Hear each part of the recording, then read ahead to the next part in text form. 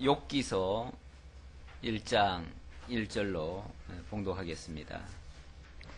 우스 땅에 욥이라 불리는 사람이 있었는데 그 사람은 온전하고 정직하여 하나님을 경외하며 악에서 떠난 자더라. 그에게 아들 7과 딸 3이 태어나니라. 그의 소유물은 양이 7,000마리요 낙타가 3,000마리요 소가 500결이요 암나귀가 500마리며 종도 많이 있었으니 이 사람은 동방 사람 중에 가장 훌륭한 자라. 아멘. 3절까지 봉독해 드렸습니다. 지난주부터 욥기를 시작했는데요. 욥기를 통해서 여호와의 전능성을 찬양하는 내용을 살펴보려고 합니다. 하나님의 전능성을 증거하기 위해서 하나님은 우리 상식을 뛰어넘는 놀라운 역사를 진행하셨습니다. 그것은 주인공인 욥 1절에 나오는 것처럼 온전하고 정직하여 하나님을 경외하면서 악에서 떠난 자. 우리 먼저 성경에는 의인이라는 말을 했던 것 같은데 먼저 성경에 의인이란 말 있나요? 의인이었다. 그런데 이번 성경에는 의인이란 말이 없어요. 그렇죠? 사실은 의인이라고 번역된 것이 틀린 말이 아닙니다. 맞는 말인데 아마도 어떤 원인에 의해서 의인이란 말을 뺀 것 같아요. 다만 이제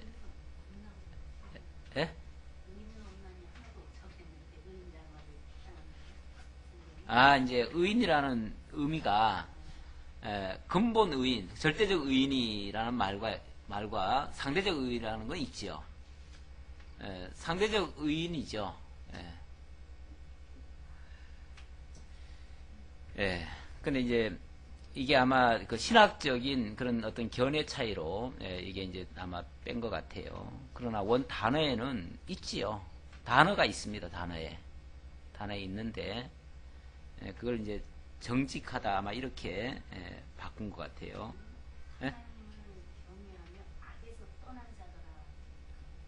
그러니까 그래 맞아요. 근데 의인이란 말은 전에 성경에 없다고?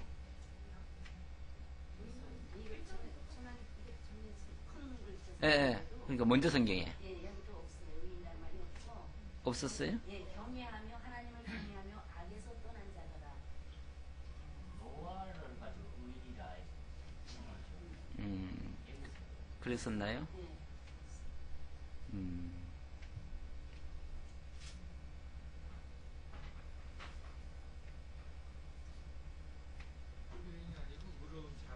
그러니까 의로운 자.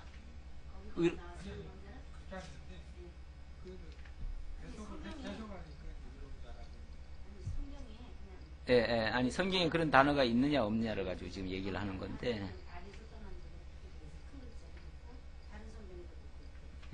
그래요.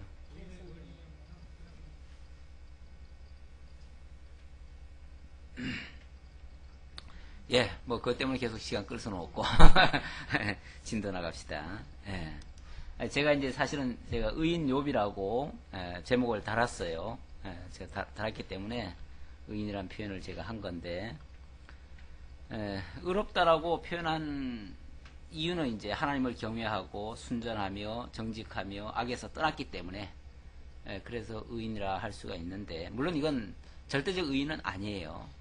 의인은 없나니 정말 하나도 없어요. 그렇기 때문에 절대적 의인은 없는데 상대적으로 인간 중에서는 가장 참 선했다. 그런 차원에서 하는 말입니다. 자, 그런데 이렇게 의로운 자를 하나님이 망하게 하셨다. 이게 이제 중요한 이슈가 되는 거죠. 왜 의로운 자를 왜 망하게 하시는가? 보통 하나님이 어려움을 주시고 이렇게 되어지면 사람들이 생각할 때 저 사람이 어떤 죄를 지었을 거야. 그래서 하나님께로부터 지금 진노를 받았을 거야. 죄인이기 때문에 진노를 받았다라고 대부분 생각을 하거든요. 그런데 성경은 죄인이 오히려 흥하고 악인이 더 형통하고 의인이 오히려 어려움을 겪는 이런 예가 무수히 많이 나옵니다. 이게 이제 일반 상식과는 차원이 다른 이야기가 되겠습니다. 그래서 상식적으로 이것을 이해하면 이해가 잘 안 되는 얘기인데 여기는 그것을 뛰어넘는 그런 역사들이 일어나기 때문에 그걸 가지고 제가 이제 설명을 해드리려고 하는 거죠. 왜 의로운 자를 하나님이 망하게 하시는가?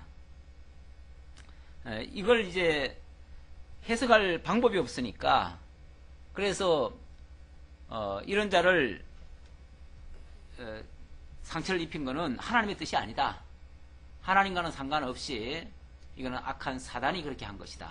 라고 뭔가 돌파구가 있어야 되니까 뭔가 책임을 미룰 대상이 있어야 되니까 그래서 사단을 등장시켜서 그 사탄에게 모든 책임을 갖다가 다 떠넘기는 거죠. 하나님께는 그거 넘겨주면 하나님께 불충하게 되는 것 같아서 하나님께는 절대로 안 돌리고 이렇게 하는 경우가 있습니다. 그런데 오늘 내용을 보면 하나님이 나오고 의로운 욥이 나오고 또 사단이 등장합니다. 그리고 사단에 의해서 실제로 욥이 공경에 처해지게 됩니다. 그래서 사단을 통해서 어려움을 겪게 되는 것은 사실입니다. 사단을 완전히 배제시키고 얘기할 수는 없는데 그렇다고 사단이 독자적으로 그렇게 한 것인가? 그거는 아니라는 것을 내용 속에서 확인할 수 있는 거죠. 자, 1, 2장에서는 욥을 하나님께서 사탄에게 맡기시는 그런 장면이 나옵니다. 사단에게 맡겨가지고 그것도 두 차례에 걸친 아주 무지막지한 그런 시험을 겪게 하십니다. 이렇게 하나님께서 의로운 욥을 악한 사단에게 맡겨서 시험을 당하게 하신 것은 이게 이제 어떤 목적이 있어서 그래요. 무슨 목적 때문인가? 하나님께서 장차 정말 의로우신 그리스도를 까닭 없이 그런 고통을 받고 십자가와 같은 그런 죽음을 당하고 이런 시련을 당하게 될 것을 예표하기 위해서 그런 의미에서 욥을 하나님께서 등장시킨 겁니다. 그래서 의인을 하나님께서 고통을 당하게 하시는 그런 섭리를 하셔요. 자, 1절로부터 5절 첫 번째 내용이 이제 첫 번째 시험의 내용이 1장인데요. 1장 1절에서부터 5절까지 보니까 욥이 하나님을 경외함으로 순전하고 정직하여 악에서 떠난 의로운 욥이라고 그렇게 욥을 소개하는 내용이 되겠습니다. 우스 땅에 욥이라 불리는 사람이 있었는데 그 사람은 온전하고 정직하여 하나님을 경외하면서 악에서 떠난 자더라. 이 말 자체가 어렵다는 얘기 아니에요? 온전하다. 이 온전이란 말 원래 아무데나 못 써요. 사람은 다 결함이 있기 마련이에요. 그런데 이 사람은 온전하고 정직하고 하나님을 경외하고 악에서 떠났다. 그러니 허물을 잡을래야 잡을 수가 없어요. 인간적으로는 잡을 데가 없는 사람이에요. 물론 나중에 가면 자기가 고백을 합니다. 하나님 앞에서 죄인이라는 사실을 고백하고 인간이 어찌 하나님 앞에서 의로울 수 있겠습니까? 이런 말도 해요. 그런 거 보면 죄인은 맞아요. 죄인은 인간이기 때문에 죄인이에요. 인간이기 때문에 죄인인데 그러나 상대적으로는 그 어떤 인간보다도 더 뛰어난 그런 온전한 인간이었다. 그에게 아들 7과 딸 3이 태어나니라. 그의 소유물은 양이 7,000마리요 낙타가 3,000마리요 소가 500결이요. 옛날에는 이 부의 그 기준이 이런 짐승들이었습니다. 그래서 짐승을 많이 기른다는 것은 특히 목축을 하는 그런 사회에서는 소가 몇 마리냐, 양이 몇 마리냐 이런 것들이 그 부의 어떤 기준이 돼가지고 그걸로 평가를 하게 됩니다. 양이 7,000마리, 낙타가 3,000마리, 소가 500결이, 암나귀가 500마리 뿐만 아니라 종도 많이 있었대요. 이 사람은 동방 사람 중에 가장 훌륭한 자라. 동방 사람 중에 가장 훌륭했다. 우수 땅이라고 하는데 동방 지역입니다. 그쪽에서는 가장 재물도 많고요. 사람 인격도 최고로 아주 훌륭하고 그 어느 면으로도 흠잡을 데 없을 만큼 정말 완벽하리만큼 그렇게 훌륭한 사람이었다. 얼마나 행복하겠어요. 이런 사람에게 무슨 문제가 있겠어요. 무슨 문제가 있다 한들 그 어떤 문제가 이 사람의 행복을 가로막을 수 있겠어요. 그런데 하나님께서는요, 하루아침에 망하게도 하십니다. 이런 데서 이제 하나님의 전능하심이 드러납니다. 그의 아들들이 자기 생일에 각각 자기의 집에서 잔치를 베풀고 그의 누이 3명도 청하여 함께 먹고 마시더라. 이 사람이 어떻게 정직하고 또 하나님 경외하고 악에서 떠났는지를 한 사례를 들어주는 거예요. 사례를 들어주는데 생일 때면은 각각 자기의 집에서 잔치를 베풀고 누이 3명까지도 같이 청해서 먹고 마셨대요. 다시 말하면 형제 우애도 아주 돈독한 거죠. 원래는 출가하면은 남의 식구처럼 생각해가지고 같이 안 끼워주는 사례도 많은데 여기는 다 누이까지도 함께 청해서 먹고 마시며 함께 기뻐하며 정말 풍요로운 집안이에요. 그들이 차례대로 잔치를 끝내면 욥이 그들을 불러다가 성결하게 하되 아침에 일어나서 그들의 명수대로 번제를 드렸으니 사실 이렇게 정말 잘 나가는 집에서 실수하기 쉬운 일들이 뭐냐면 부족함이 없잖아요. 그리고 늘 풍요롭고 이러다 보니까 사소한 것에는 좀 소홀히 여길 수가 있어요. 사람이 원래 다 잘할 수는 없는 겁니다. 한쪽으로 잘하면은 다른 쪽으로는 조금 부족할 수가 있어요. 그래서 경제적으로 좀 부유한 사람들이 인격적으로 조금 뭐 다 그런 건 아닌데 좀 어느 한쪽은 좀 모자라는 부분이 있을 수가 있어요. 그래가지고 그런 것들 때문에 좀 지탄을 받지요. 그런 것들 때문에 욕을 먹고 평가를 나쁘게 받을 수가 있어요. 근데 모든 면에서 다 좋을 수는 없거든요, 사실은. 그리고 또 모든 것에 좋으면서 그렇게 부유하기가 쉽지 않습니다. 사실 아주 부자들 보면요, 그 사람들이 그렇게 부유하니까 우리는 이제 서민들이 생각할 때는 저렇게 부유하니까 좀 뭐 풍족하게 이렇게 좀 베풀기도 하고 이렇게 해도 괜찮지 않겠느냐. 괜찮지요, 물론. 괜찮은데 그렇게 하기가 쉽지 않습니다. 재산 많이 가진 사람들이 사실은 더 알뜰해요. 물론 뭐 자기를 위해서는 부유할지 몰라도 다른 사람을 향해서는 굉장히 인색할 수가 있습니다. 그리고 그렇게 너무 너그럽고 풍요로우면요, 재산 못 모읍니다. 재산 모으려고 하면 어느 정도는 또 악착 같은 그런 면도 있어야 되고 아끼는 면도 있어야 되고 인색함도 사실은 있어야 돼요.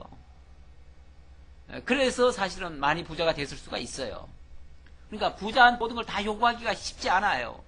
다시 말하면 부자 됐으면서도 모든 사람에게 존경받고 하나님도 잘 경외하고 거짓도 없고 정말 정직하게 해가지고 그렇게 부자 되기가 쉽지 않아요. 그러죠?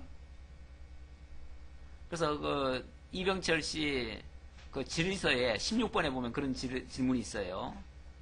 성경은 부자가 천국 가기가 약대가 바늘기로 들어가는 것보다 더 어렵다고 그랬는데 그럼 부자는 전부 다 악인이라는 얘기인가? 이런 질문이 있어요. 그 예수님 그 표현 몇 가지 표현해 보면은 그 재산이 부유한 자가 어떻게 하면 영생을 얻으리까 그랬더니 내 재산을 다 팔아서 나눠주고 나를 쫓으라 이런 말씀하시죠. 그럼 영생 얻는 방법이 뭐예요? 예, 다 버려야 돼요. 다 버려야 돼요. 그런데 그 사람은 재산이 많은 거로 근심하며 뭐 했다? 떠나버렸어요. 예수님 못 따라갔어요.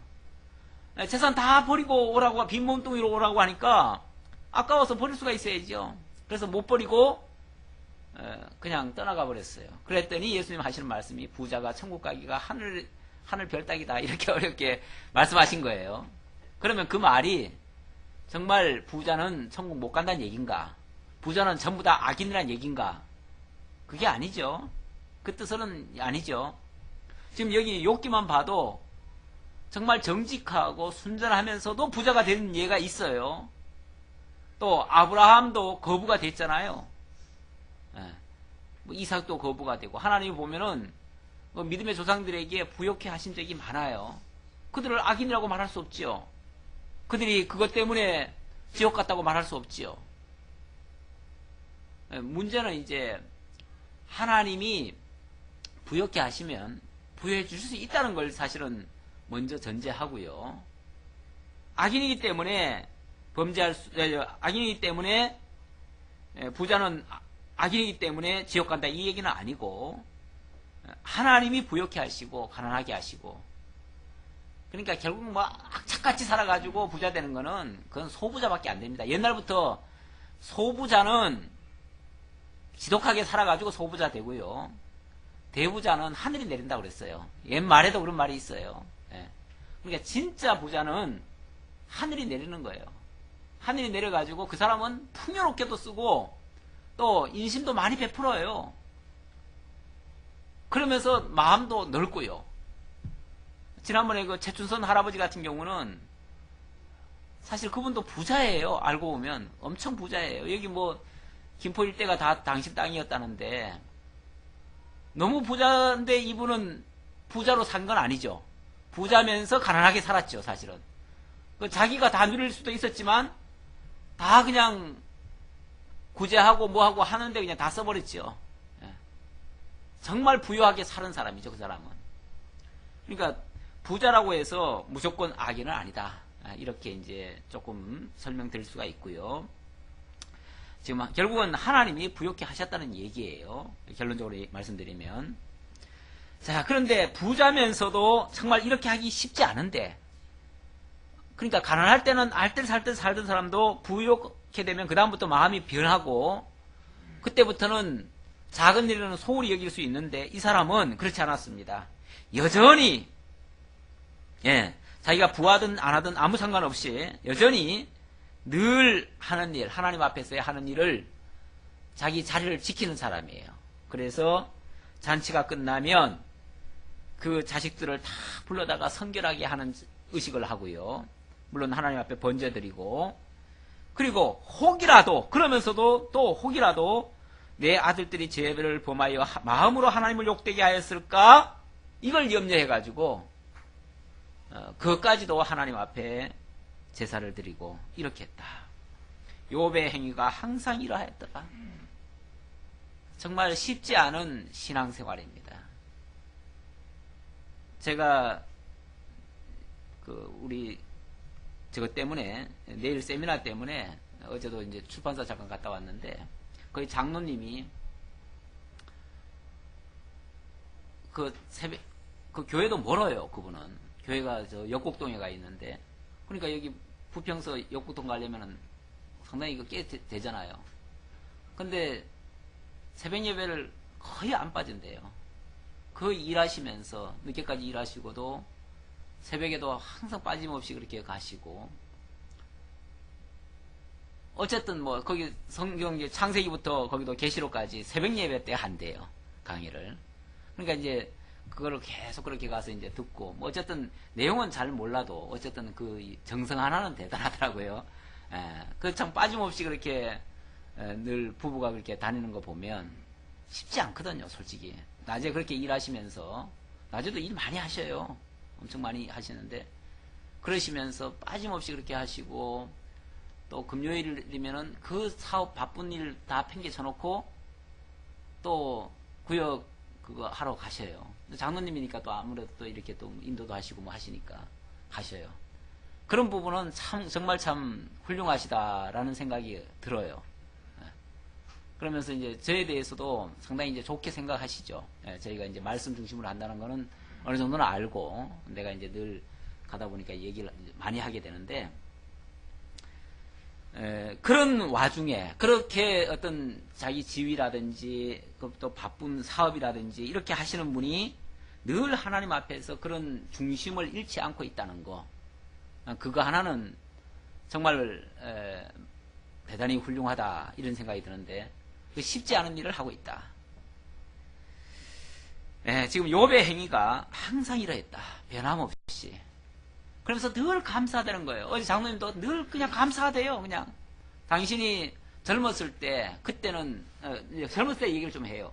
을지로에서, 그때는 을지로에서 이제 사업을 크게 했는데, 그때 그 당시에 주보하러 오신 그때 이제 서울에 어디 무슨 교회입니까? 제일 요즘 뭐 3천억 들여가지고 짓는 교회, 사랑의 교회. 사랑의 교회, 거기 학생들이 주보하러 꼭 왔었대요. 왔는데 그 당시에는 자기가 교회를 제대로 안 다니고 부인만 다니고 그냥 자기는 술 먹고 그냥 그랬었대요. 그러면서 막 교회에서 늦게 오면은 왜 늦게 오냐고 막 소리 지르고 그랬대. 그러면은 그분들이 주보에다가 인쇄소 사장님 눈치 보면서 오는 그런 것도 이제 거기다 쓰고 그랬대요. 그러면서 이제 자기가 그런 과거를 얘기를 하는데, 내가 이런 사람이었다. 이렇게 쉽게 말하면 개차반이었는데, 자기가 이제 좀 잘 돼가지고 한번 호주를 갔대요. 그래서 이제 돈도 좀 벌었고 했기 때문에 호주 가서 이제 여생을 이제 편안하게 잘 살리라 하고서 갔는데, 거기 가서 완전히 쫄딱 망했어요.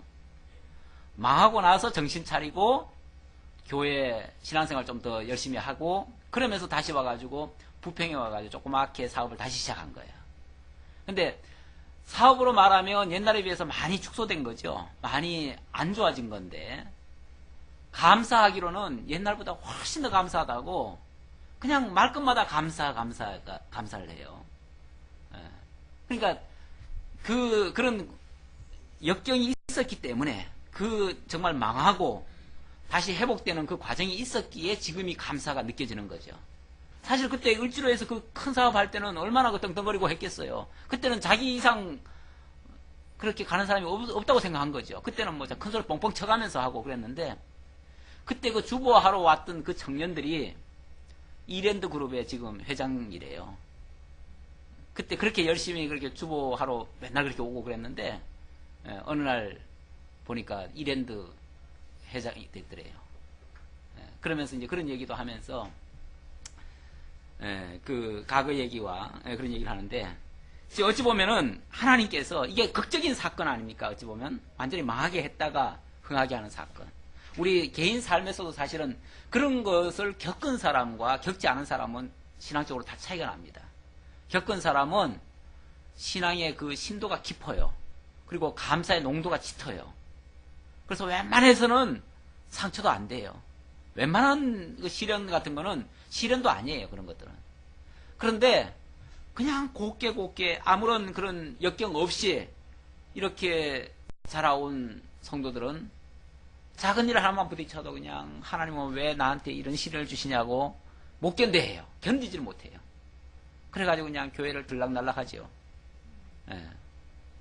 신앙생활이 맨날 그렇게 생각하니까 이제 재미도 없고 힘이 없지요. 하나님은 우리를 정말 당신의 사람으로 만들기 위해서 때로는 그런 역경 속에 집어넣어가지고, 정말 풀무불 같은 속에다 집어넣어가지고 새롭게 만들어 가시는 그런 역사를 하시는데, 욥도 어찌 보면 인간적으로 보면 그런 모습이다 라고 볼 수 있습니다. 자, 이렇게 욥은 매우 정말 정직하고 의로운 이런 모습, 이걸 다 포함하면은, 다 합하면은 의롭다는 뜻이에요.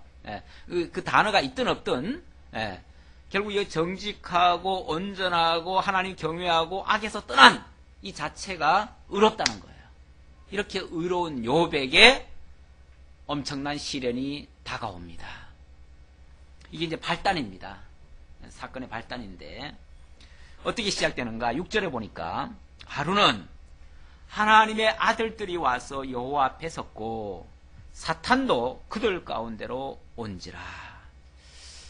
옛날에는 사단이라고 그랬는데 이제 사탄이라고.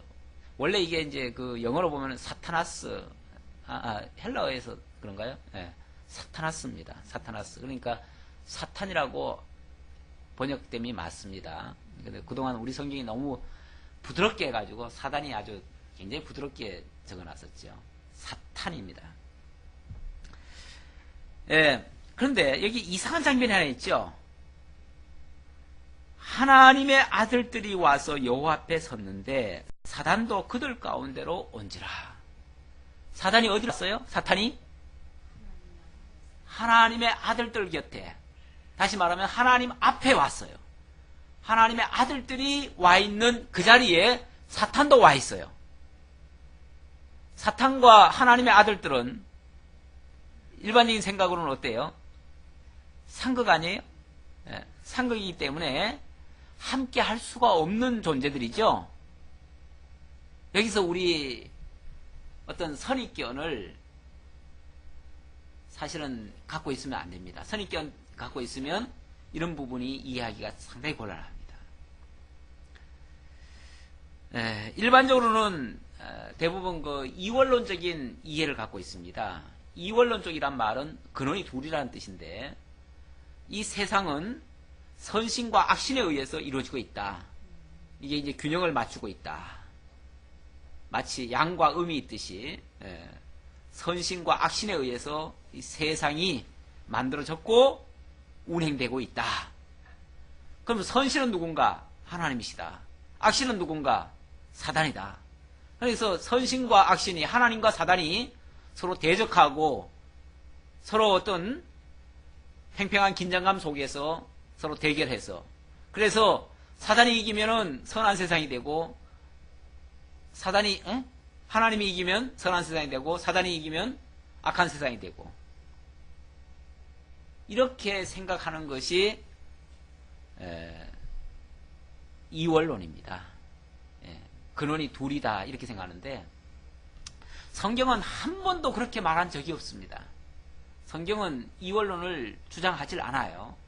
성경은 모든 것이 하나님께로부터 왔고 하나님으로 말미암고 하나님께로 돌아간다고 했습니다.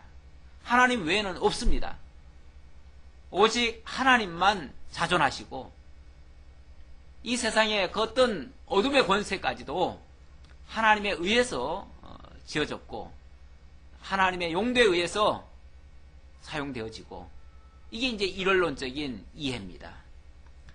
우리가 욥기를 제대로 이해하려면 일원론적인 시각을 갖지 않으면 도저히 이걸 이해할 수가 없습니다. 근데 이제 여기서뿐이 아니고요. 지금은 이제 서두니까 서두에서부터 이런 문제가 대두되고, 이걸 제가 강조하는 이유는 앞으로 이 욥기가 계속 전개되어 가는 과정에서 일원론적인 시각과 이원론적인 시각이 계속 충돌을 해요. 그거 가지고 서로 다툼을 일으켜요. 욥의 이야기는 철저하게 하나님 중심으로 해서 일원론적인 시각으로 이야기를 하고 있고, 다른 세 친구들의 이야기들은 그들도 물론 하나님을 이야기하지만 하나님뿐 아니라 막강한 권세를 가지고 있는 사단의 역할이라든지 뿐만 아니라 또 인간도 무슨 뭐 자유의지 같은 게 있어가지고 대단히 하나님을 대적할 수 있는 그런 존재인 것처럼 그런 식으로 생각들을 합니다.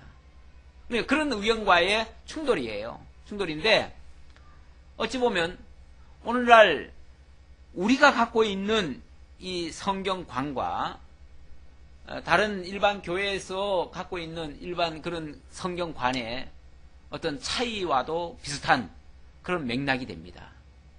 많은 사람들이 이 욥기와 같은 일원론적인 그런 시각을 가지고 있는 게 아니라 욥의 세 친구들 같은 그런 생각들을 많이 가지고 있어요. 자, 아주 중요한 질문 하나가 던져졌습니다. 하나님 앞에 하나님의 아들들이 있고 그 가운데에 사탄도 같이 함께하고 있습니다. 어떻게 이게 가능하죠? 사탄이 하나님의 대적자라면 이런 일은 있을 수가 없죠. 이 자리가 어떻게, 이 자리가 감히 어느 자리인데, 하나님 안전에, 하나님 존전에 어떻게 사탄 같은 그런 악한 존재가 거기에 참여할 수가 있어요. 더군다나 사탄에 대한 일반인들의 이해,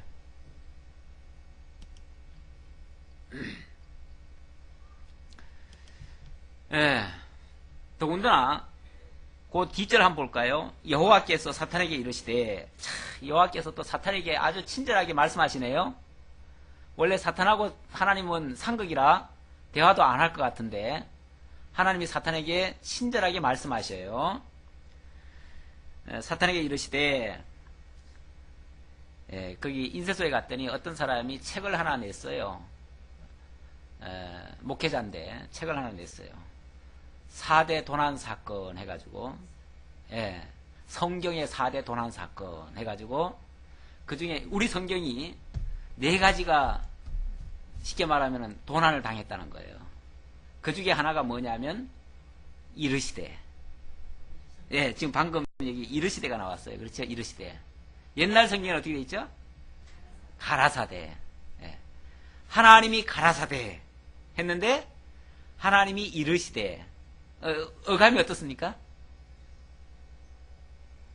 가라사대라는 말은 어떤 명령형,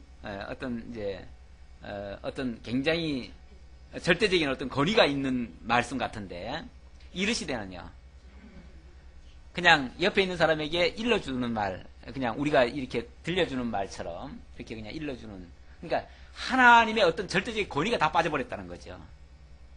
그러면서 4대 도난 사건 중에 하나로 그걸 잡아놨더라고요. 그러면서 뭐 몇 회까지 뭐 몇 천 회가 있어요. 몇 천 회가 있는데 아주 정확하게까지 얘기를 다 하는데, 한참 얘기하다가 그런 거 문자 하나 붙들고 싸우다가는 성경 전체를 다 놓칠 수 있다. 그래서 전체의 의미를 아는 게 중요하지, 그 단어 하나 붙들고 그렇게 하는 것은 별 의미 없다. 내가 나하고 이제 토론이 붙어가지고 그 얘기를 좀 해줬는데, 거기 가면 그런 목사님들 많이 만나요. 그랬는데 그분은 뭐 절대적으로 얘기해요. 그분은 성경 전체를 뭐 어떻게 보는 거는 이해를 잘 못하고, 성경 속에 보면은 단어에 빠진 거, 우리 찬송가 중에서도 뭐 빠진 게 있대요. 그러면서 아주 이게 쉽게 말하면 사단의 음모가 있다는 거죠. 그러면서 성경도 왜곡시켜놓고 찬송가도 왜곡시켜놨다. 그래서 그분은 절대 성경 찬송 이거 하면 안 된다, 바꾸면 안 된다. 그럼 뭐 세월이 뭐 100년이 지나도 안 바꾸면 어떻게 해요? 그럼 나중 후세들한테는 내가 그걸까지 했죠. 어차피 지금 우리를 위해서 지금 이 성경을 바꾼 게 아니고, 우리는 그냥 익숙한 게 좋아요. 익숙한 게 좋은데 누굴 위해서 바꾼 거예요? 그래서 후대를 위해서 지금 바꿨어요. 그러면 우리는 이렇게 신앙생활 하다 가지만 후대들이 못 알아들으면 안 되잖아요. 그러니까 후대들이 알아들을 수 있도록, 후대들이 보기에 편하도록 바꾼 거니까 후대들 언어로 바꿀 수 있는 거다. 의미가 바뀌었으면 그거는 우리가 따져야 되지만, 의미가 바뀌지 않은 이상은 상관없다. 내가 그런 얘기를 좀 하긴 했는데, 저도 여기 보니까 기왕이면 가라사대가 낫긴 난 것 같아요. 그런데 국어 사전적으로는 이르시대가 맞대요. 가라사대라는 말은 없대요. 그렇다고 그래요. 뭐 그래가지고 잘 모르겠어요. 자관 우리는 의미는 변하지 없습니다. 그러니까 의미는 그냥 그대로 우리가 봤습니다. 자, 어쨌든 뭐 좋게 이해하자면 여호와가 지금 사단에게 뭘 해요? 아주 친절하게 말씀하셔요. 이렇게 친절할 수가 있냐 그 말이에요. 내가 지금 말씀드리고 싶은 거는. 뿐만 아니라 이르시는데 뭐라고 이르시냐면은, 내가 어디서 왔느냐? 사탄이 여호와께 대답하여 이르되 두루 돌아 여기저기 다녀왔나이다. 보고하잖아요. 보고. 사탄이 하나님 앞에 보고하는 자예요. 그럼 일반적인 상식하고는 완전히 차이가 나잖아요. 하나님 앞에 보고하는 자. 그러면은 보고는 누가 합니까? 종이 보고하죠. 종이 주인한테 보고하잖아요. 심부름 다녀와가지고, 예, 어디 갔다 왔냐? 그러니까, 예, 여기저기 이렇게 다녀왔습니다. 내 종 욕을 봤느냐? 아, 예, 잘 봤습니다. 그거 다 보라고 보낸 거예요, 하나님이 사단한테. 다 보라고 하니까 사단이 돌아다니면서 욥의 일거수일투족을 다 본 거예요. 다 보고는 본대로 보고를 한 거예요. 이거 보면 사탄이 하나님의 종이다. 종은 종인데 종이라고 다 선한 종입니까? 예, 종 중에서도 용도가 여러 종류가 있죠. 싸우는 종도 있고요. 그렇잖아요? 예를 들어서 한 나라로 생각해 봅시다. 나라로 생각해 보면 신하들 중에 싸움 잘하는 자도 있죠. 또 아주 글을 잘 쓰는 사람도 있죠. 그러니까 역할이 많은 거죠. 역할이 많은데 어떤 사람은 아주 욕먹을 짓만 하는 사람도 골라서 있어요. 그렇죠? 예. 우리나라도 보면은 어떤 사람이 있냐면 옛날 같으면은 뭐 안기부 같은 거 있잖아요. 또 아니면 저 대공 뭐 북한에다 첩자 보내는 사람들도 있잖아요. 예. 우리나라도 한때 북한에다 많이 보냈어요. 북한만 우리나라 간첩 보낸 게 아니라 우리도 보냈어요.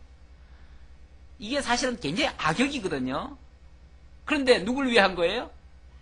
악역은 악역인데 나라를 위한 것이고 나라에서는 꼭 필요한 필요악이에요. 필요악. 그러니까 필요선도 있고 필요악도 있어요. 하나님께도 이 사탄이 그리고 보면은 꼭 필요한 존재란 얘기예요. 그렇죠? 필요 없다면 어떻게 해요? 제거해버리죠. 제거하면 간단하잖아요. 필요 없는 거 제거하면 간단한데 하나님이 그 앞에 두시고 보고도 받으시고 또 뭐라고 명하시는 거 보면 필요하다는 얘기예요. 필요한데 좋게 필요한 거냐? 그건 아니에요. 또 악한 일에 쓰임받는 필요악이에요. 자, 그러면서 자 일단 이 얘기를 좀 더 들어봅시다. 여호와께서 사단에게 이르시되 내가 내 종 욥을 주의하여 보았느냐? 잘 살펴보라고 이제 아마 하나님 미리 얘기하셨던 것 같아요. 그러니까 너 주위에서 자세히 살펴봤냐 그 말이죠. 그랬더니 보았느냐? 그와 같이 온전하고 정직하여 하나님을 경외하며 악에서 떠난 자는 세상에 없느니라. 네가 보다시피 이 사람처럼 정말 정직하고 깨끗하고 하나님 경외하고 악에서 떠난 사람이 세상에 있더냐? 예, 없습니다. 거기까지는 이제 긍정을 하는 거죠. 예. 그런데 거기다가 이제 단서를 하나 붙여요. 사탄이 여호와께 대답하여 이르되, 사탄은 원래 천성이 좀 악합니다.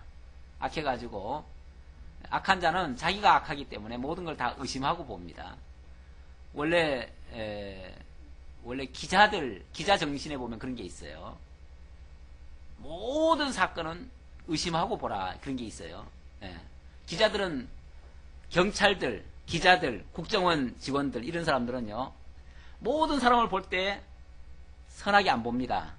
저놈 도둑놈, 저놈 간첩. 국정원 직원들은 모든 사람을 볼 때 저놈들은 간첩이다. 이렇게 생각하고 봅니다. 물론 아니면 다행이고요. 왜냐하면 간첩이라고 생각을 해야 그 중에서 잡을 수가 있어요. 잡아낼 수가 있어요.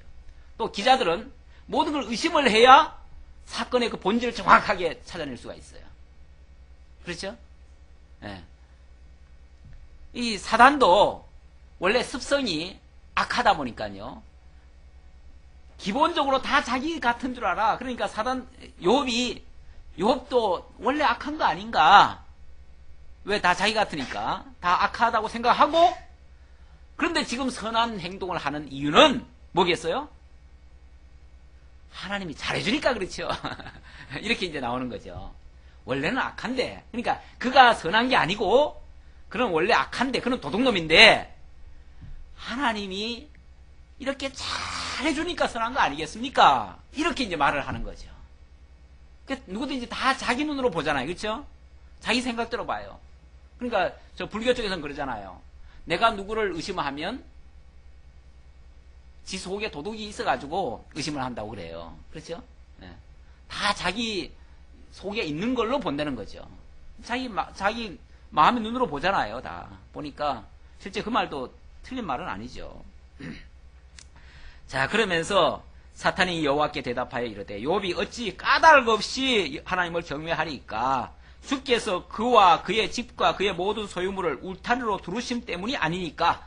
울타리 둘러치듯이 그에게 많은 자녀들도 줬지요, 많은 재물도 줬지요, 모든 것 부족함이 없이 다 줬으니까, 그랬으니까 하나님 경외하고 악에서 떠나지 않고, 악에서 떠나고 이렇게 했겠지요. 했으니까 했겠지요. 하나님이 주셨으니까 했겠지요. give and take죠. 원래 인간의 본성 가운데는 그런 생각이 있습니다. 행한 대로 갚는 그런 습성이라든지, 또 인간보적인 생각. 이게 이제 기본적인 사고들 아닙니까? 내가 예를 들어서 뭘 받아도 받을 짓을 했으니까 받았겠지. 또 무슨 잘못된 일이 있으면은, 그럼 못된 짓을 했으니까 그랬겠지. 다 그런 생각들. 하나님이, 잘해주니까, 잘해줬는데 왜 안 하겠어요? 야, 너는 왜 공부 못하냐? 쟤는 공부 잘하는데. 나도 쟤처럼 해주면 다 하지요. 애들도 그렇게 얘기하죠. 예. 쟤처럼 다 해주면 다 합니까? 그건 아닌데도 생각을 그렇게 한다는 거죠, 다. 사단이 그렇게 말을 하는 거예요. 자, 그러면서 이제 제안을 합니다. 이제 주의 손을 펴서 그의 모든 소유물을 치소서. 그리하면 틀림없이 주를 향하여 욕하지 않겠나이까. 다 둘러쳐주니까, 풍요롭게 하니까 하나님 경외한 거 아니겠어요? 그러니 한번 그가 정말 제대로 하는지 안 하는지 알려면은 그의 소유를 한번 뺏어 보십시오. 그러면 아마 틀림없이 그럼 또 별거 없을 겁니다. 이렇게 이제 답변을 하는 거죠. 이게 이제 다 악한 사단이 지 생각대로 하는 말이에요. 자, 그랬더니 여호와께서 사탄에게 이르시되 내가 그의 소유물을 다 내 손에 맡기노라. 다만 그의 몸에는 내 손을 대지 말지니라. 사단이 곧 여호와 앞에서 물러가니라. 그 말을 하니까 여호와께서 사탄에게 그럼 좋다. 네가 한번 소유물 네 마음대로 한번 해봐라. 다만 그의 몸에는 내 손을 대지 말아라. 몸은 건드리지 말고, 몸까지 건드리면 아주 큰 문제가 생기니까 몸은 건드리지 말고 한번 소유를 다 네가 뺐든지 뭐 어쩌든지 네 마음대로 해봐라.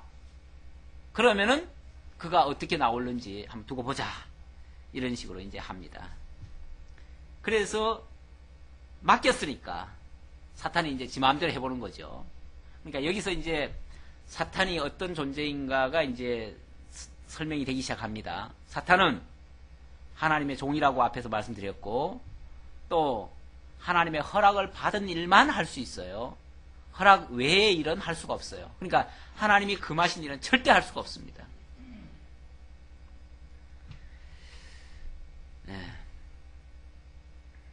하루는, 자, 어떻게 이제 사단이 지 맘대로 하는가 봅시다. 물론 허락을 받아서 하는 건데, 하루는 욥의 자녀들이 그 마다들의 집에서 음식을 먹으며 포도주를 마실 때에 사환이 욥에게 와서 아뢰되 소는 밭을 갈고 나귀는 그 곁에서 풀을 먹는데 스바 사람이 갑자기 이르러 그것들을 빼앗고 칼로 종들을 죽였나이다. 나만 홀로 피하였으므로 주인께 아뢰러 왔나이다. 자, 하루 아무 일 없듯이 욥은 뭐 평소대로 살지요. 평소대로 사는데 하루는 아들들과 함께 음식을 먹고 아주 기쁘게, 이 포도주를 마신다는 것은 아주 기쁜 잔치를 했다는 뜻이에요. 자, 기쁘게 잔치 분위기에서 아주 좋은 환경에서 지금 있는데 사환이 하나 쫓아오더니만 보고를 합니다. 우리가 평소처럼 소가 밭을 갈고 나귀는 그 곁에서 풀을 먹고 있는데 이렇게 한가롭게 평화롭게 지금 있었는데 갑자기 스바 사람이 쳐들어오더니만 그 모든 그 소와 나귀들을 다 뺏어갔습니다. 뿐만 아니라 그 짐승들을 키우던 그 목동들까지도 결국은 다 죽여버렸습니다. 나만 겨우 살아가지고 이렇게 보고하러 왔습니다. 보고자만 한 명 남겨놓은 거예요. 한 명. 남겨놓고 다 죽여버렸어요. 여기서 끝난 게 아닙니다. 그가 아직 말하는 동안에 또 한 사람이 와서 아뢰되 하나님의 불이 하늘에서 떨어졌고 양과 종들을 살라버렸나이다. 이번엔 무슨 무슨 하늘에서 벼락 떨어지듯이 천재지변이죠. 천재지변을 통해서 완전히 뭐 양과 종들까지 다 죽여버렸대요. 그리고 나만 홀로 피하였으므로 주인께 아뢰러 왔나이다. 야, 이 사단이 얼마나 큰 권세를 가지고 있는지를, 그러니까 물론 하나님의 허락하에 하는 일인데 얼마나 큰 일까지 할 수 있는가를 알 수가 있는 거죠. 모든 악한 일을 다 할 수가 있어요. 사단이 이게 만만한 존재가 아닙니다. 우리가 쉽게 그렇게 사단을 이겨낼 존재가 아니에요. 사단의 정체에 대해서 조금씩 설명하고 있는 중입니다. 사단의 활동 그 범위라고 말씀드릴 수 있는데, 자 17절, 그가 아직 말하는 동안에 또 한 사람이 와서 아뢰되 갈대아 사람이 새 무리를 지어 갑자기 낙타에게 달려들어 그것을 빼앗으며 칼로 종들을 죽였나이다. 나만 홀로 피하였으므로 주인께 아뢰러 왔나이다. 아까는 스바 사람이라고 그러더니, 스바 사람은 저 남쪽 이집트 밑에 있는 그 스바 사람들이 와가지고 다 침략하더니, 이번에는 저 동쪽에 있는 갈대아 사람들이 와가지고 또 다 침략을 해갔대요. 완전히 뭐 이쪽 저쪽 하늘 그냥 다 그냥 뻥 뚫려가지고 악한 자들이 와가지고 그냥 다 쳐버리네요. 우리가 왜 어려움 당하면 그런 소리 가끔씩 하죠.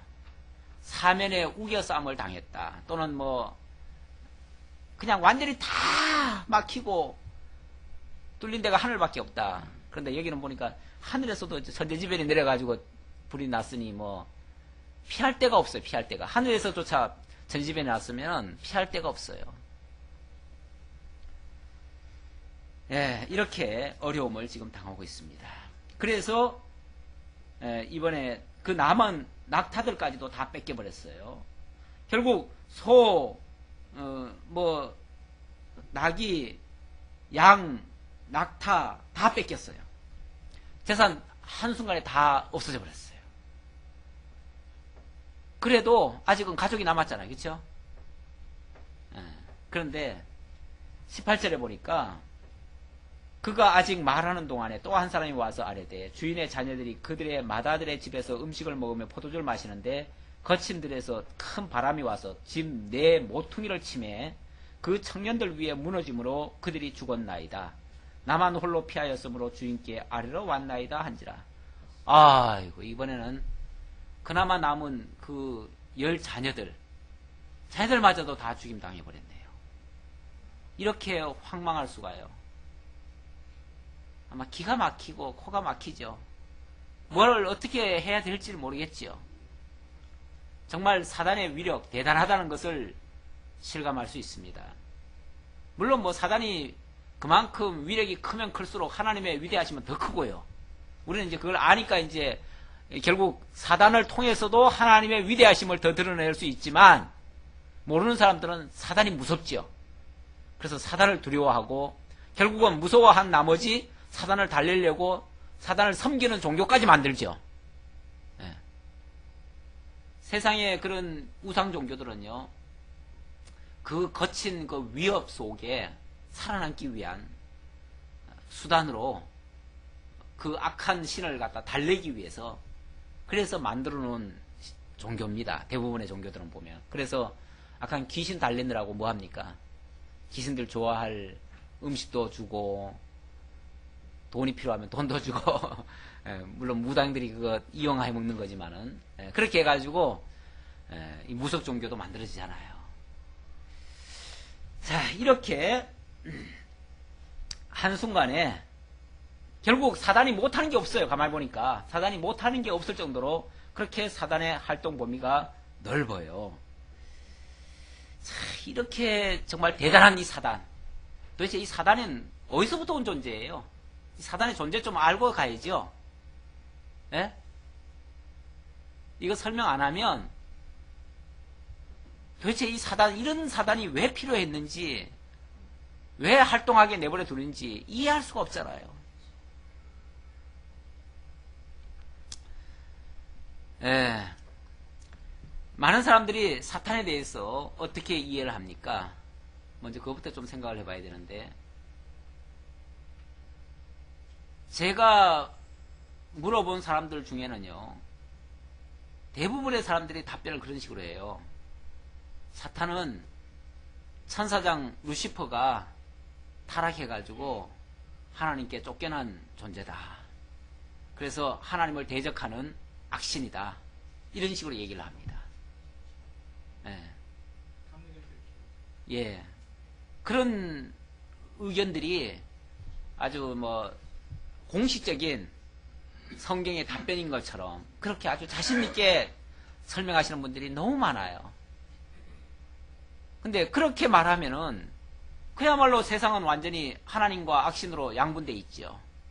그거야말로 철저하게 이원론적인 사고죠.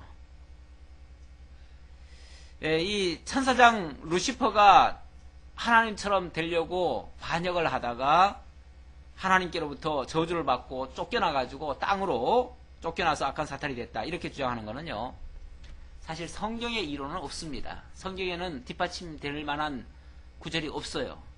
물론 몇몇 구절 들이대고 있어요. 있는 장면이 있어요. 예를 들어서 에스겔 38장 13절이라든지 이사야 14장 12절이라든지 유다서 1장 6절 이런 말씀 들이대가면서 얘기를 하긴 하는데, 그거는 성경을 전혀 잘못 보고 있는 거죠. 왜냐하면 에스겔 38장 같은 경우는 그게 사탄에 대한 이야기가 아니고 그거는 두로에 대한 심판 약속이에요. 심판 언약이에요. 그리고 이사야 14장 같은 경우는 그거는 바벨론에 대한 심판 예언이에요. 결국 그 바벨론이나 두로를 하나님께서 무척이나 높여놨잖아요. 높여놨는데 자고하다가 결국 하나님께로부터 진노를 받아가지고 그 나라들이 멸망당할 거다라는 이야기예요.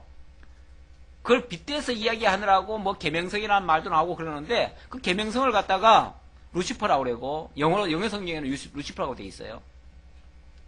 그것 때문에 그 루시퍼가 하나님께로부터 진노를 받아가지고 사탄이 됐다 그러는데, 전혀 그건 성경 신학적으로 맞지 않는 이야기입니다.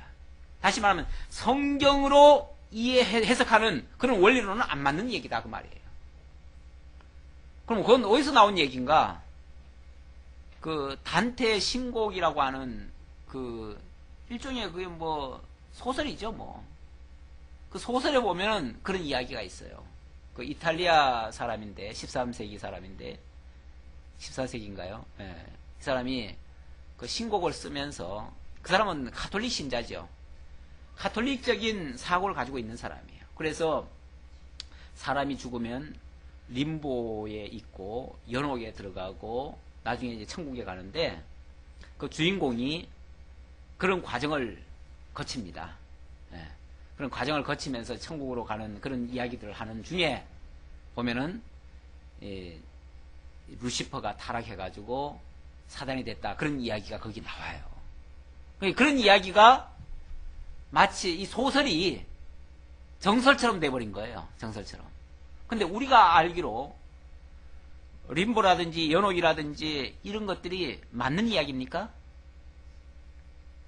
그건 맞는 이야기가 아니에요. 그 자체가 가톨릭적인 그 해석이에요. 그건 우리 성경이 주장하는 그런 사상하고는 전혀 다릅니다. 성경은 악한 자들이 들어가는 곳이 지옥이죠, 지옥. 예. 지옥인데 그 사람들은 뭐 연옥도 있고, 연옥에도 보면은 뭐 등급이 있어요. 그래가지고 죄를 많이 지은 사람은 여기서부터 단계를 거쳐가야 되고, 조금 지은 사람은 연옥 중에서도 제일 저 끄트머리 가가지고 벌써 조금 펄떡 뛰어 올라가면 이제 천국 올라갈 수 있는 그런 식으로 그 어떤 단계가 있어요. 예. 그래가지고 거기서 죄를 태우고 어쩌고 하는 그런 얘기 중에 나오는 이야기라 그 말이에요. 이거는 기독교 사상이 아니에요. 이거는 천주교의 어찌 보면은 이단 사설이에요. 근데 그 이단 사설이 오히려 정론처럼 되어 있고 그게 사단을 증거하는 무슨 증명처럼 그걸 가지고 인용을 한 거예요. 그런데 성경에는 이 사탄에 대해서 아주 정확하게 설명을 하고 있습니다. 설명이 애매하면은 그렇게 주장할 수도 있겠는데 아주 정확하게 설명하고 있어요. 성경의 증거 몇 군데 한번 볼까요? 네. 제일 잘 설명한 데가 어디냐면은 요한계시록 20장입니다. 사단의 정체에 대해서 아주 잘 밝혀주고 있어요.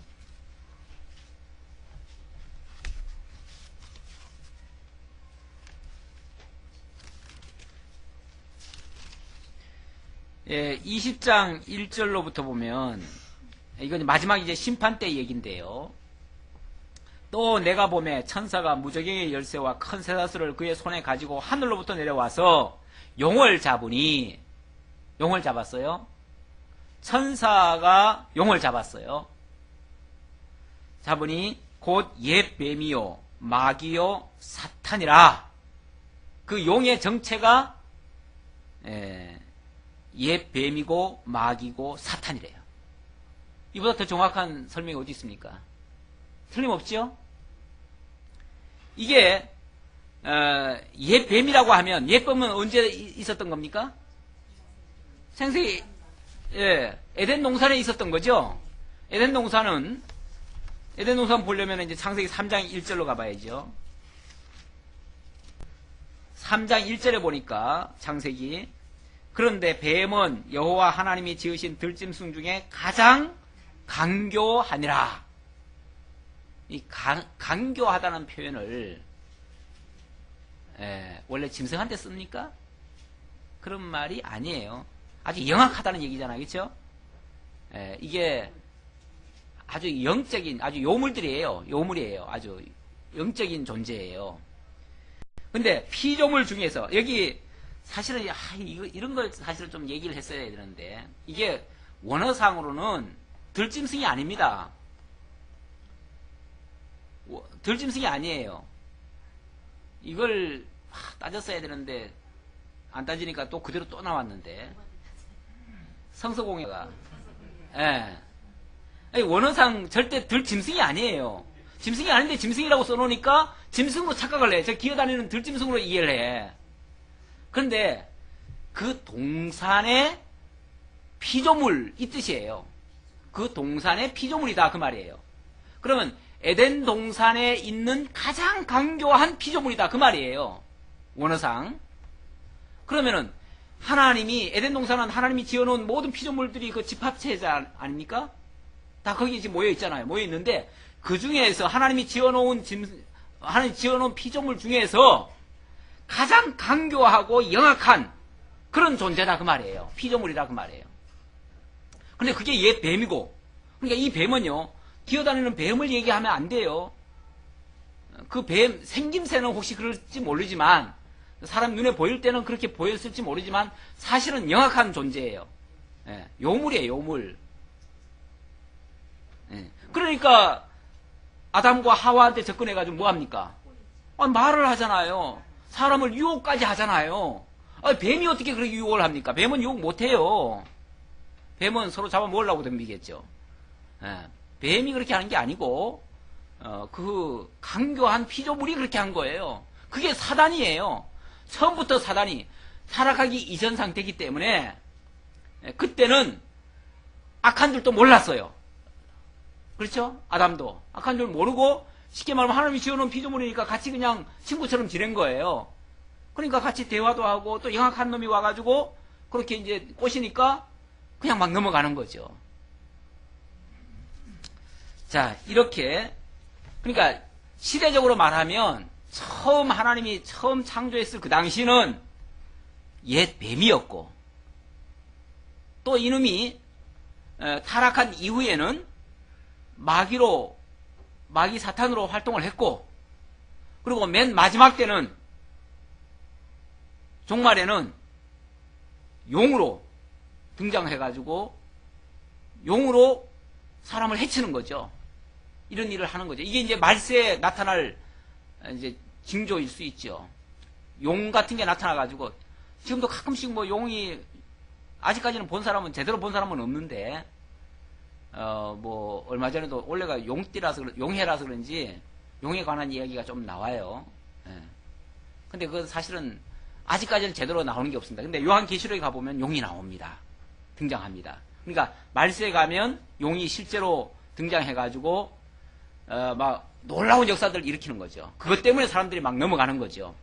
용도 신비로운 존재인데 그런 용이 놀라운 역사를 일으키니까 다 무릎을 꿇는 거죠. 굴복하는 거죠. 이런 역사가 일어날 것이다. 근데 사실은 그놈이 다 사탄이다 그 말이죠. 이렇게 사탄의 정체에 대해서, 그러니까 사탄은 처음부터 간교하게 지었어요. 간교하게 지었으니까 악한 놈이고 악한 일을 하기 위해서 존재하는 자예요. 근데 그 악한 자가 왜 필요해요? 첫사람 아담을 유혹하기 위해서 필요했고요.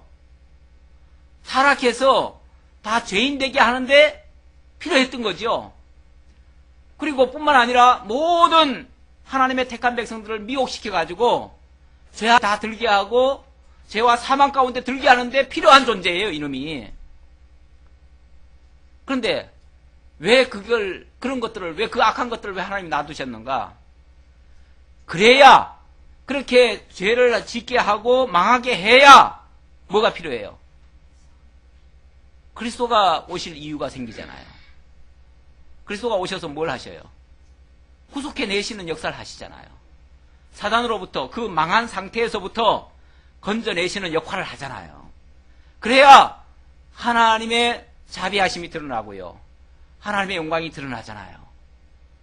결국 하나님의 영광을 드러내기 위해서 하나님의 나라를 건설하는 데 있어서 과정상 악의 도구가 필요했던 거죠. 에베소 1장 3절 이하에서 하나님이 택한 백성들 예정할 때에 그 죄와 허물 속에서 건져내어서 흠 있는 자들을 의롭게 하기 위한 그 목적을 가지고 있잖아요. 그리스도 예수 안에서 의롭게 예정을 하셨어요. 그렇게 했으니까 그렇게 과정이 되어지려면은 악한 사단이 있어야 죄 아래 들게 되고 망하는 역사가 일어나요. 망해야 그리스도의 구속이 필요한 겁니다. 결국 그리스도를 통해서 구속해 내시는 그 사역을 위해서 악한 사단이 악한 도구로 쓰임 받는 거예요. 그 일을 위해서 있는 거예요. 이 무서운 얘기예요, 사실은. 우리는 지금 하도 들은 얘기라 별 얘기가 아닌데요. 지금 이 자리에 다른 교회에서 오신 분이 계시면은 깜짝 놀랄 일이에요. 이 무슨 소린가? 무슨 황당한 소린가? 왜냐하면 이런 소리가 너무나 안 들려왔어요, 지금까지. 전혀 안 전해졌어요.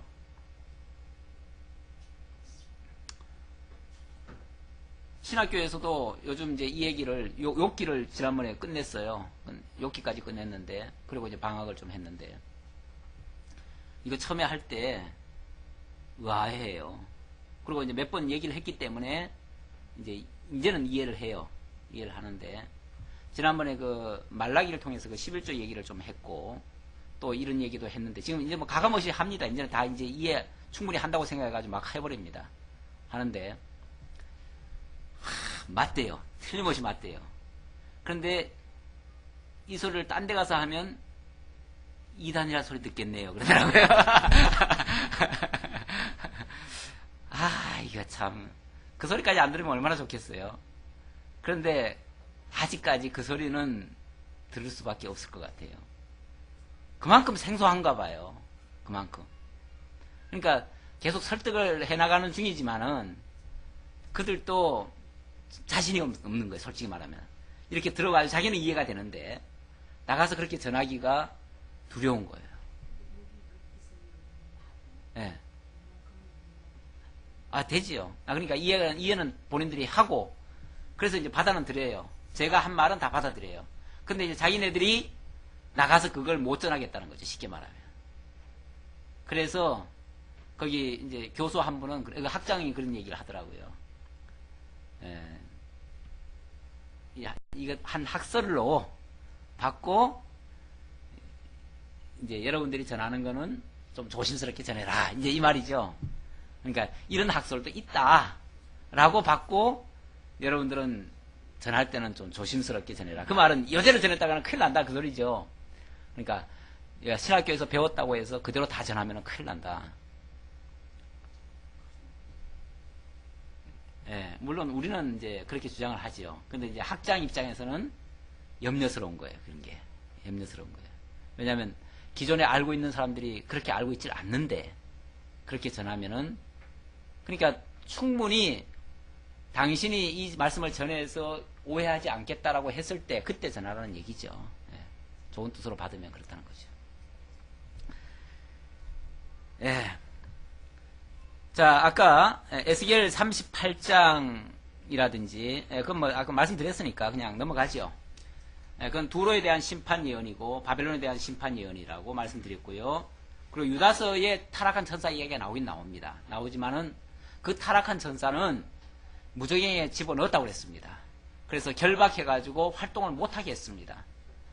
그 말을 한 이유는 천사라도 범죄하면 멸망이 당하는데 어찌 범죄하는 자를, 물론 그 유다서는 이단 두고 하는 말인데 그들이 어찌 용납을 받겠느냐, 어찌 용서를 받겠느냐, 이런 차원에서 한 말이었습니다. 그러니까 그거는 여기에 타락한 천사를 얘기하는 게 아니다, 루시퍼를 얘기하는 게 아니다. 자, 마지막 그 끝말씀만 전하고 마치죠. 예. 18절 했고 20절이죠. 욥이 일어나 겉옷을 찢고 머리털을 밀고 땅에 엎드려 예배하며 이르되 내가 모태에서 알몸으로 나와 싸운즉 또한 알몸이 그리로 돌아가올지라. 주시니도 여호와시오 거두시니도 여호와시오니 여호와의 이름이 찬송을 받으실지니라 하고 이 모든 일에 욥이 범죄하지 아니하고 하나님을 향하여 원망하지 아니하니라. 이게 이제 욥의 신앙입니다. 신앙 고백 같은 말이죠. 정말 올바른 신앙이 있다면 이런 고백을 하는 것이 마땅한데요. 그 사탄은 이렇게 다 치면은 분명히 못 견뎌할 것이다. 그리고 하나님을 욕하고 저주할 것이다 라고 생각했지만 그렇지 않았습니다. 일반적으로 기브 앤드 테이크 신앙은요, 상황이 바뀌면 변합니다. 원래 변하는데, 왜냐하면 그럼 받았으니까 그렇다 이렇게 되는데, 근본적으로 하나님께서 변화시켜 놓은 자는 그럴 수가 없습니다. 바뀌질 않아요.